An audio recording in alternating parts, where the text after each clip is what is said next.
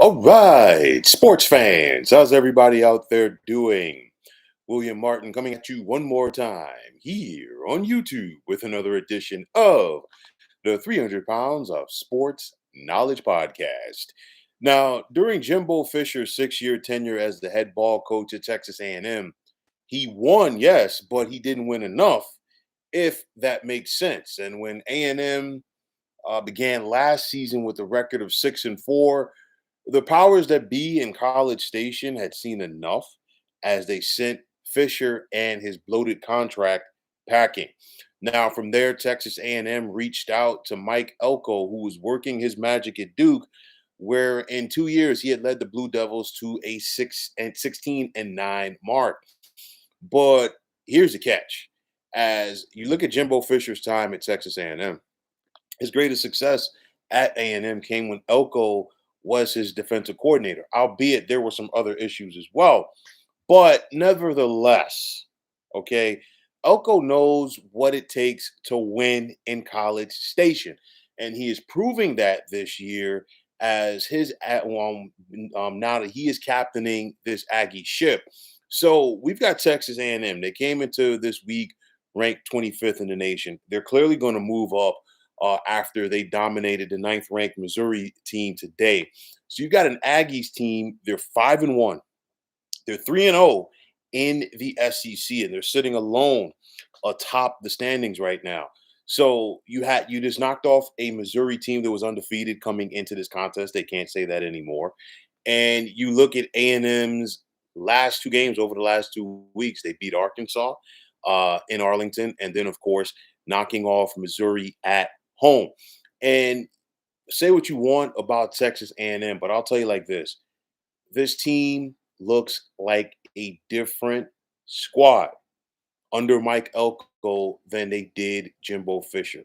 This team is hungrier. They're more disciplined. They're playing better.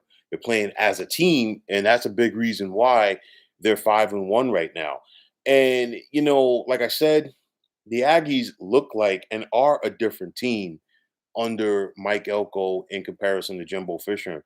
And one would say, well, why is that? I'll tell you like this: Jimbo lost hunger because once he got that extension from Texas A&M, it's kind of like, you know what? He took his foot off the throttle because, he had job security, so to speak, because he figured the buyout was so big that, they would never do it. But guess what? They were willing to pay you that money. They were also willing to go out there and pay you the money to go away if the results weren't there. And of course, the last couple of years, the results were not there. 5-7 back in 2022, and then of course 6-4 last year. And you think about it, in Jimbo's 6 years at A&M, he was 45-25, but he was just 27-21 within the SEC. That's not going to cut it if you're Texas A&M.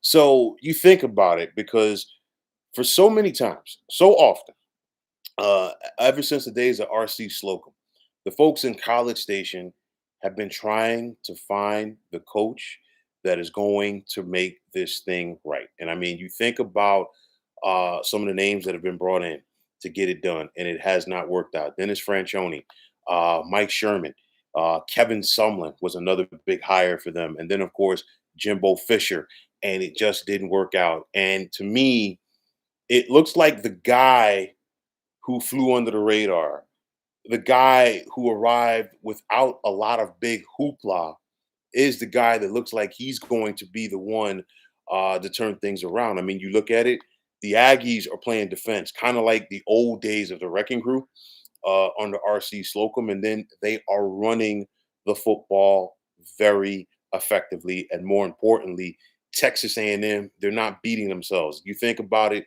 for so many years, the Aggies came into the season under Jimbo Fisher with a lot of hype. There wasn't a lot of hype. There weren't a lot of expectations for this Aggies team this year. They've flown under the radar, but guess what? They're making the most of it. And it's going to be interesting to see how dangerous this team can be over the next 2 months. They're 3-0 within the SEC. You look at their schedule. They've got Mississippi State on the road in Starkville in a couple of weeks. Big game to end the month of October when they host LSU.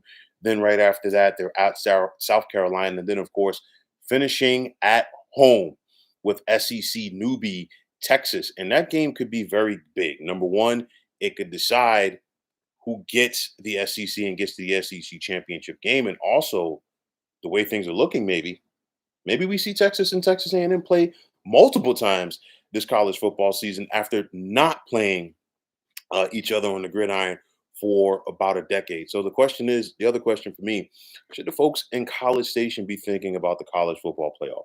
Absolutely, because you look at Texas A&M, they're 5-1. They're the only team with 3 conference wins so far in the SEC. Things are topsy turvy in the SEC right now. Nobody expected Alabama to go to Vanderbilt and lose today, but they did. We saw another undefeated team fall today in Missouri, clearly to Texas A&M. Tennessee is struggling with Arkansas right now as we speak.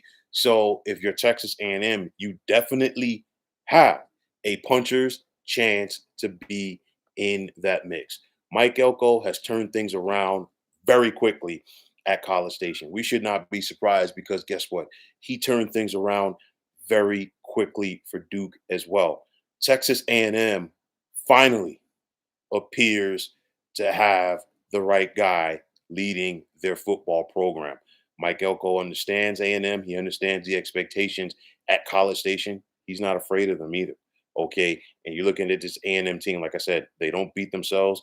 They're sound in multiple facets of the game, and this is why this team has a puncher's chance to do some damage this college football season. You look at things. It's one of those where outside of the Notre Dame game, no team that has faced Texas A&M has scored more than 20 points on them, and that was a defensive struggle. As we saw Notre Dame get that late touchdown to get to 23 points as they beat A&M 23-13. But nonetheless, different vibe, different feel. Just a different way of how this Texas A&M team is going about their business, and that again is why there's a different vibe in College Station around this club. But folks, that is going to wrap it up. And as always, I want to take this time out to thank all of you for tuning into the 300 Pounds of Sports Knowledge podcast here on YouTube. I want to take this time out to thank all of you fine folks out there for tuning in. And if you have not already, please feel free to subscribe to this channel. Now, if you're on the X, formerly known as Twitter, please feel free to follow me at 300 Pounds of Sports. And like I always say, if you follow me, it will be my pleasure to follow you right back. There's also the sports discussion group on Facebook at the Sports Depot 365. Now you can check it out. Drop a line and be a part of one of the better sports debating sites going on social media. So once again, fine folks, my name is William Martin, and I'm signing off. And I'm saying take care and have yourselves a wonderful day.